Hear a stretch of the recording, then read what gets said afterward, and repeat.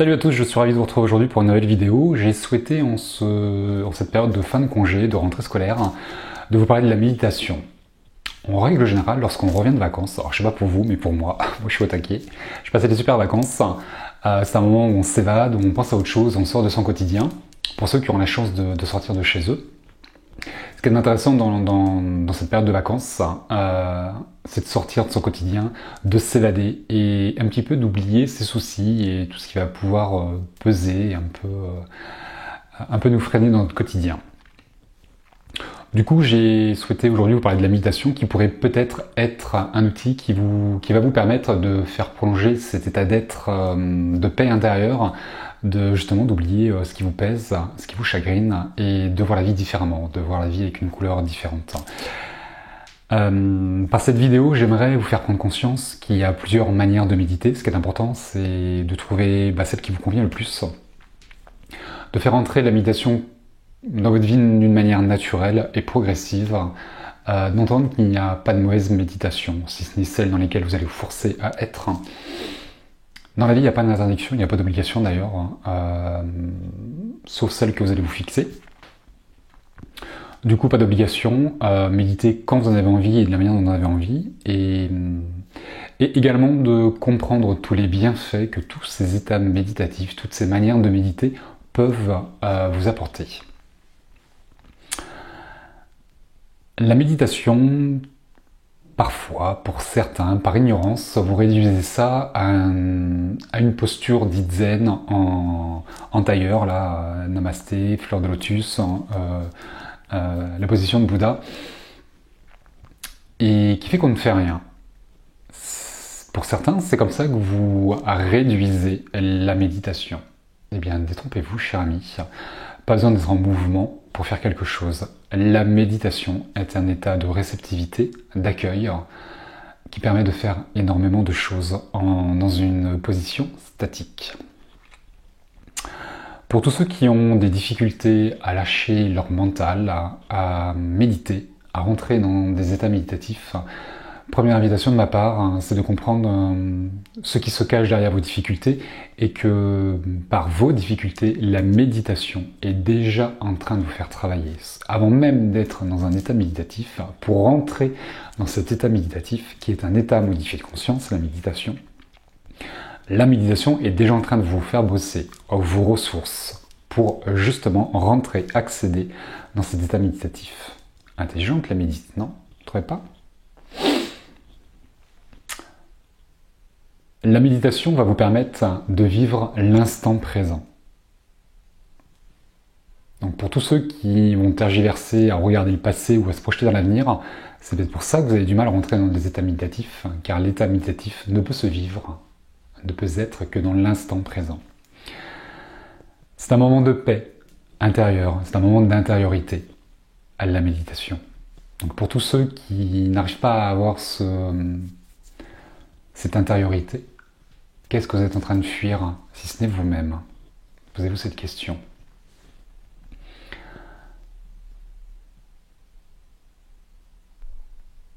La méditation demande une véritable implication de votre part. Va vous demander de passer du temps avec vous-même, de vous accorder du temps et par conséquence de vous accorder de l'importance. Pour tous ceux qui recherchent un outil, une manière de travailler l'amour de soi, je pense que la méditation va vous permettre de vous honorer, de vous accorder du temps, de vous accorder de l'importance et de faire travailler l'estime de soi et l'amour de soi. Pour moi, c'est évident. La méditation pourra également vous permettre d'accéder à un état de conscience supérieur et à vous connecter à des plans divins, des plans subtils beaucoup plus élevés que ceux qu'on va pouvoir trouver sur la Terre, de développer vos dons, de percevoir l'intangible, de recevoir des messages de vos défunts ou de vos guides, de guérir des blessures, de transcender des peurs, de vous voir différemment. C'est à ça que servent tous ces états méditatifs. Je vais commencer par la méditation guidée, qui est peut-être celle qu'on retrouvera le plus souvent sur YouTube, celle que moi je diffuse par l'intermédiaire de ma chaîne. Je vais essayer dans les mois qui viennent d'en diffuser de plus en plus, car j'en ai envie et je sais que c'est important de pouvoir vous rendre ces méditations accessibles et de manière quotidienne, et surtout comme vous en avez envie. Du coup, avec Christine, on va mettre l'accent dans les prochains mois, on va essayer en tout cas de diffuser un peu plus de vidéos, de méditation, pardon. Du coup, la méditation guidée va vous permettre... Alors, ce qui est important déjà, avant de... Je vais y arriver. Pour faire une méditation guidée, ce qui est important, c'est déjà, si vous faites ça par YouTube, de trouver la musique et la voix qui va vous accompagner. Moi, je suis très sensible aux voix, et lorsque je recherche personnellement des méditations guidées sur YouTube, la première chose que je vais faire, c'est ressentir la voix et la musique qui s'accordent avec ou pas. Si j'accroche pas sur la voix, peu importe ce que la personne va dire, même si c'est très positif, la voix ne va pas me porter, et ne va pas me permettre de lâcher mon mental, et ne va pas me mettre... dans cet état méditatif. Du coup, soyez attentifs aux voix et aux musiques qui accompagnent les voix. Parfois, certaines personnes ne mettent pas de musique derrière, il n'y a pas de fond sonore. Pourquoi pas? Le fond sonore et la voix vont vous permettre de lâcher quelque chose et d'accéder à cet état modifié de conscience. Donc du coup, première chose, c'est de trouver la voix et la musique qui va vous porter, de couper toute nuisance sonore, comme le téléphone, qui est personne dans la maison qui puisse vous déranger, qui puisse arriver dans un état méditatif. Et de trouver la position qui vous correspond le mieux, assise ou couchée. Attention à ceux qui font des méditations couchées, il y a grand chance que vous endormiez, c'est normal. Maintenant, si vous endormez, pas de panique, c'est pas grave, c'est que vous deviez vous endormir. Dans la méditation, il n'y a pas de mauvaise méditation, sauf celles dans lesquelles on se force. Du coup, si vous endormez, pas grave, l'inconscient va travailler pour le conscient, c'est ok. Maintenant, dans la posture que vous allez trouver, ce qui est intéressant, c'est que dès que vous allez faire des nettoyages énergétiques, vous allez travailler sur les énergies, sur les chakras, favoriser la position assise ou debout. On peut très bien méditer debout. La position verticale va favoriser la circulation des énergies, alors qu'à l'horizontale, les énergies circulent beaucoup moins bien. Tout ce qui est reliance entre la terre et le ciel va également se faire de manière verticale. Du coup, autant de choses à sécuriser, à prendre en compte avant d'essayer de méditer, parce que forcément, si le téléphone sonne ou c'est quelqu'un rentre dans la pièce, il y a grande chance que ça vous coupe. Une méditation qui est coupée, il est compliqué de repartir dedans, surtout quand on est un petit peu novice. Maintenant, dans tous les arts, dans tout ce qu'on va découvrir, tout comme le sport, on rentre dedans progressivement, et on y prend goût progressivement. Pour les personnes qui vont courir ou qui font un sport, quel qu'il soit, on ne devient pas pro d'un sport du jour au lendemain. Pour quelqu'un qui va courir, avant d'aller courir 15 km, il va peut-être en courir il va peut-être courir 10 minutes.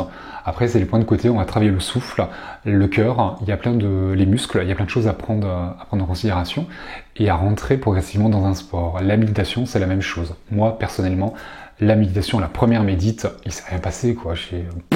Franchement, je regarde pas un souvenir, je sais même pas d'ailleurs ce qui s'est passé, je me souviens pas. Mais c'est pas grave, je suis rentré dedans progressivement et j'y ai pris goût. Aujourd'hui, de manière professionnelle et personnelle, parce que j'en ai envie, la méditation est rentrée quotidiennement dans ma vie d'une manière naturelle. Je ne me force pas à méditer, je médite uniquement quand j'en ai envie et plusieurs fois par jour et jamais de la même manière. Tout dépendra de si je travaille ou pas et de mon état émotionnel, si je suis agacé, si je me sens bien ou si j'ai besoin de travailler une ressource ou pas. Je vais choisir une méditation qui va être différente en fonction de ce que j'ai besoin. Par contre, je vais méditer plusieurs fois par jour. Tout comme je dors et je me nourris tous les jours, je médite tous les jours. Ça fait partie de mon quotidien de manière naturelle. La méditation guidée, cet outil qui est merveilleux, je trouve, va vous permettre de guérir des blessures, de transcender les peurs, de vous percevoir différemment. La méditation, dans cet état modifié de conscience, va vous permettre de regarder de l'extérieur la scène dans laquelle vous êtes, ce que vous êtes en train de jouer, ce que vous êtes en train de vivre aujourd'hui dans votre moment présent qui vous pose difficulté. La méditation va vous permettre d'avoir un œil extérieur sur ce que vous êtes en train de vivre et d'avoir une vision beaucoup plus globale, beaucoup plus large, limite d'avoir une vision en 360 degrés, de prendre de la hauteur sur le champ de bataille dans lequel vous êtes et de percevoir ce que vous ne percevez pas de l'intérieur, de vous couper de votre émotionnel. Il est compliqué de s'analyser et de se percevoir tout seul. Dans un état méditatif, vous n'êtes jamais tout seul, je peux vous l'assurer, vous êtes bien guidé, surtout en état méditatif. Donc du coup, ça va vous permettre de faire un gros travail de développement personnel et de comprendre ce que vous ne comprenez pas tout seul. et d'être accompagné par vos défunts ou par vos guides. Pour tous ceux qui êtes dans un éveil spirituel et qui cherchent à développer vos dons, la méditation est l'outil le plus efficace et le plus rapide pour élever vos vibrations et vos énergies, pour vous connecter à l'au-delà. Dans les états méditatifs, les connexions avec l'au-delà sont favorisées et beaucoup plus fréquentes. Les premières, en règle générale, interviennent très souvent dans les états méditatifs et pas uniquement dans la méditation guidée. Maintenant, une méditation guidée qui est ciblée sur la rencontre de son guide ou de se connecter à un défunt ou quelque chose comme ça, va accentuer, va favoriser tout ça. Donc je vous invite tous, pour tous ceux qui sont dans un éveil spirituel, à vouloir développer vos dons, clairaudience, clairvoyance ou autre, à pratiquer la méditation d'une manière quotidienne, à votre rythme, et à laisser les choses venir naturellement. Vous les entendez pas? C'est pas grave, ça viendra plus tard. Vous voyez que des couleurs, souvent les gens me disent mais je ne vois que des couleurs. Mais c'est génial, avant de vouloir voir autre chose, félicitez-vous de voir que des couleurs et laissez les choses venir à vous progressivement. Il n'y a pas de mauvaise méditation. Il se passe toujours quelque chose dans une méditation. Souvent les gens me disent mais moi il se passe rien. Si, même dans le rien il se passe quelque chose. C'est souvent qu'en fait vous ne savez pas l'analyser ce rien. Pardon. Par manque d'expérience justement, par manque de... Ouais, vous n'avez pas assez pratiqué peut-être pour les premières fois pour se dire mais même dans le rien il s'est passé quelque chose. Il se passe toujours quelque chose. C'est évident. Du coup, prenez le temps de découvrir la méditation et de la laisser rentrer quotidiennement dans votre vie. Il vaut mieux méditer 5 minutes tous les jours qu'1 heure par semaine. Je pense que la personne qui médite 1 heure par semaine, c'est juste pour se donner bonne conscience. Alors c'est super, n'arrêtez pas si vous faites ça, 1 heure ou une demi-heure, peu importe. Maintenant, c'est la régularité qui va payer.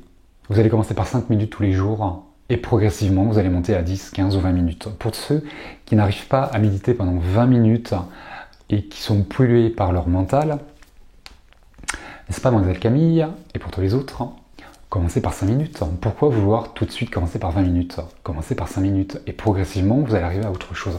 La régularité va payer, tout comme le footing ou autre chose.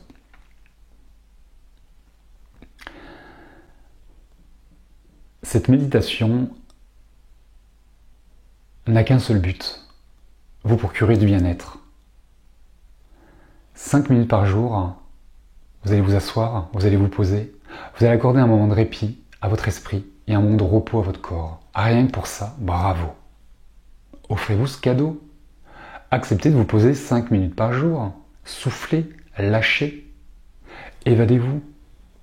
Pour ceux qui n'arrivent pas à lâcher leur mental comme Camille, il y a 2 mentales à distinguer. Certains parlent du mental inférieur et du mental supérieur. Je vais reprendre ces terminologies qui je trouve sont pas mal pour faire référence à ceux qu'on va retrouver dans la méditation. En règle générale, la méditation guidée, on commence tous par la même chose, c'est par... on va vous faire concentrer sur votre corps, à relâcher les muscles, à relâcher les membres, à vous concentrer sur votre respiration, pour détendre votre corps et votre esprit justement à lâcher prise.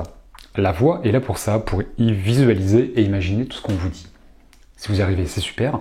Vous n'y arrivez pas, c'est super aussi. Ceci étant, la première des choses qui va apparaître, en règle générale, pour les débutants, c'est le mental inférieur qui va vous ramener dans votre quotidien, les factures, les gosses à aller chercher à l'école, le conjoint, le boulot, ce genre de choses qui va vous polluer.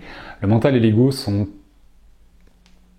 inépuisables, ils sont en perpétuel mouvement. Moi je sais pas faire, je sais pas comment ils font. Ceci étant, donc ce mental qu'on n'arrive pas à pacifier, accueillez-le, ne rentrez pas dans une dualité. La problématique que certaines personnes rencontrent, c'est que le mental arrive et que du coup vous voulez pas qu'il arrive. Donc qu'est-ce qui se passe, Vous l'accentuez ce mental, vous rentrez en dualité. Je veux pas être dans le mental et le mental est là, qui fait que vous allez mettre de l'huile sur le feu. Donc vous allez le faire grandir ce mental, vous allez l'alimenter. Première des choses à faire, accueillez-le, prenez le message qu'il a à vous donner sur votre quotidien, quel qu'il soit, et laissez-le passer. Ok, je t'ai entendu, fous-moi la paix, va faire dodo, je te retrouverai dans 15 minutes. Ok, ça marche. Et ensuite, il y a un autre mental, qu'on appellera supérieur, qui devrait apparaître et qui va vous parler de vous, d'une blessure, qui va vous permettre de voir une situation avec votre conjoint qui vous pose problème, mais qui va vous placer d'un point de vue extérieur et qui va vous montrer ce que vous ne voyez pas de l'intérieur dans la situation avec votre conjoint ou avec un collègue ou autre chose, faire travailler une ressource. Du coup, ce mental supérieur, qu'est-ce qui se cache derrière lui? Est-ce que ce ne serait pas votre âme, ou votre guide, ou un défunt, qui vous apporterait un message, qui se cacherait derrière cette petite voix? Prenez le temps de recevoir le message qui se trouve, que vous recevez dans une méditation, et ne l'analysez pas pendant que vous êtes en méditation, mais analysez-le une fois que vous avez fini la méditation. C'est intéressant de débriefer avec quelqu'un si on peut, ou seul, en revivant la méditation, pour revivre quelque chose et comprendre ce qu'on n'a pas compris de l'intérieur. Dès que vous allez analyser ce que vous êtes en train de vivre dans la méditation, vous allez réactiver votre mental. Du coup, ne le faites pas. Méditation guidée, qu'est-ce que je souhaitais vous dire aussi? Je sais pas, je reviendrai dessus s'il faut. À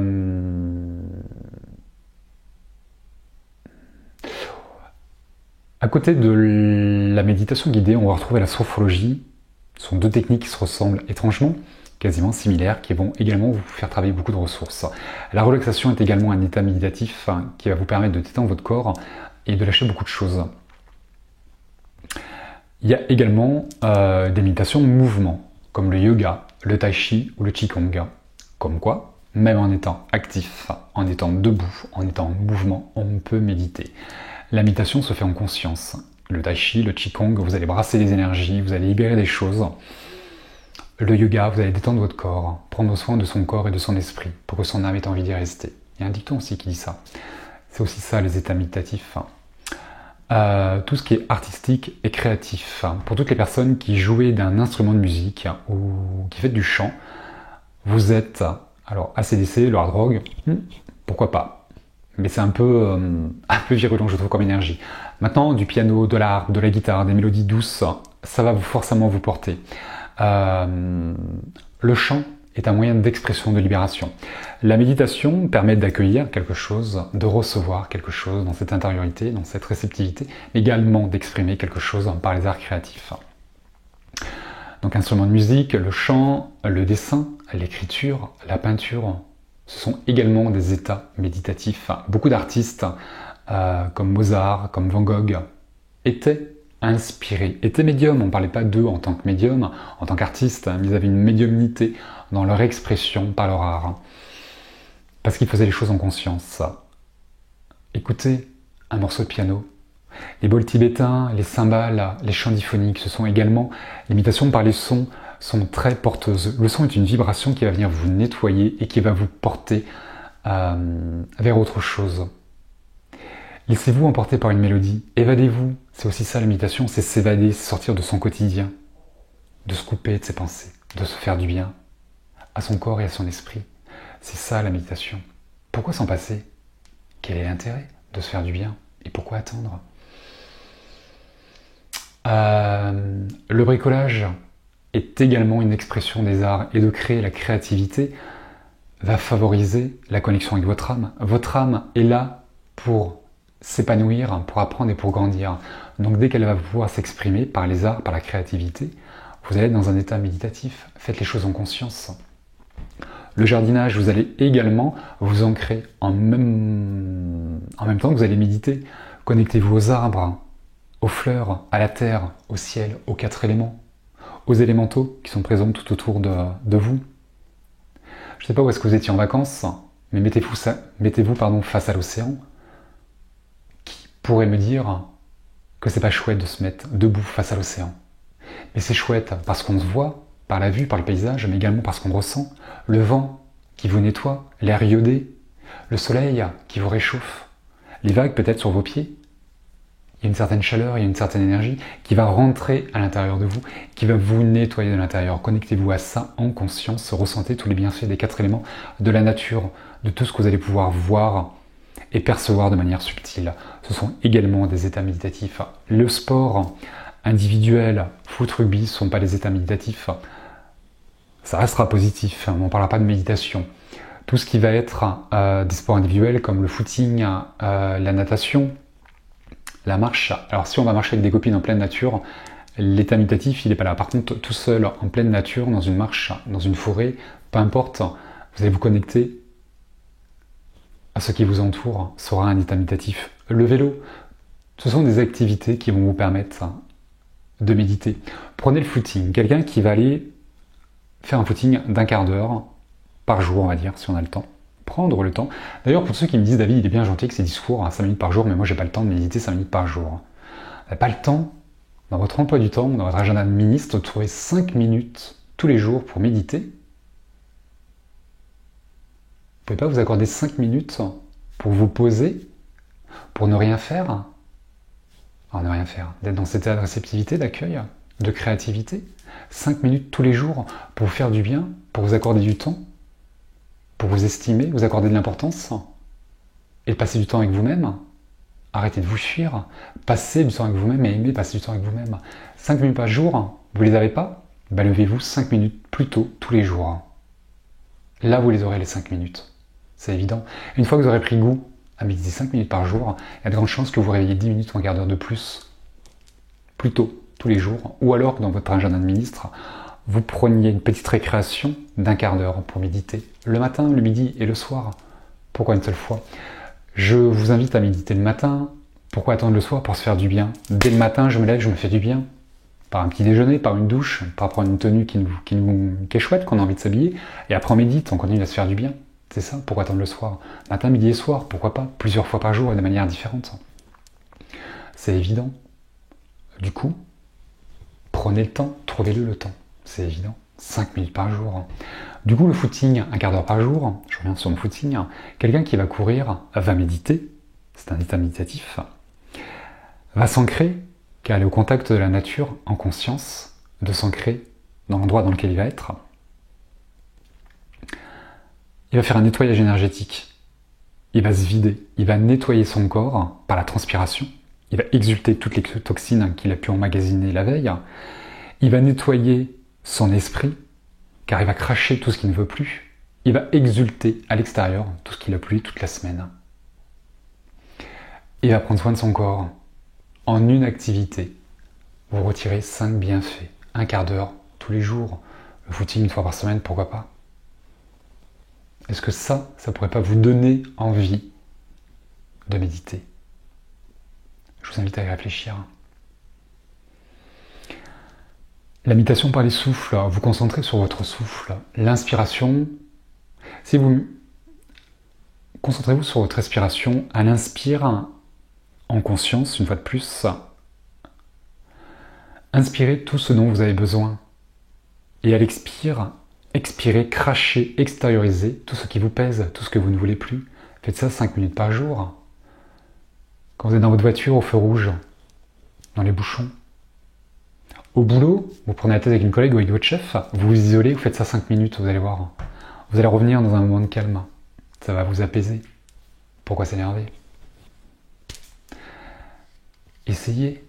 Vous verrez ce que ça peut vous apporter. Ça peut être sympa de méditer tous les jours, plusieurs fois par jour. Peut-être que certains d'ailleurs se disent, mais en fait ça je le fais déjà. Ben ouais. Peut-être que vous méditez déjà tous les jours, mais que vous ne vous rendez pas compte. Donc maintenant, si vous faites les choses en conscience, vous allez voir que vous allez accentuer tous les bienfaits de la méditation. L'instant présent, l'intériorité, la réceptivité, l'accueil, prendre soin de votre corps, de votre esprit, de votre âme, de vous connecter à l'au-delà, au défunt, au guide, à vous-même. Travailler sur ces ressources. Il y a un dicton également qui dit que la prière sert pour s'adresser à Dieu, au guide, à qui vous voulez, de l'autre côté, et que la méditation est un moyen pour recevoir les réponses à vos questions. Une raison de plus pour méditer. Prière, demande, demandez, allez-y. Mais recevez les réponses à vos questions. Recevez ce dont vous demandez. Lorsque vous demandez à vos guides de vous aider à développer les ressources, peut-être que ça passera par la méditation, par le sport, par quelque chose. Quel outil vous convient le mieux? Qu'est-ce qui vous est le plus accessible aujourd'hui? Qu'est-ce qui vous donne envie de prendre soin de vous et de passer du temps avec vous-même? Quelle est la chose la plus agréable à faire, si ce n'est d'être bien avec soi-même?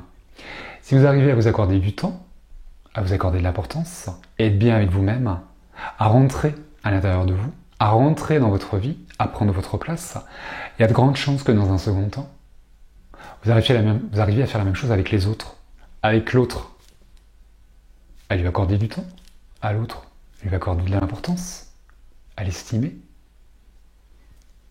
Prenez votre place.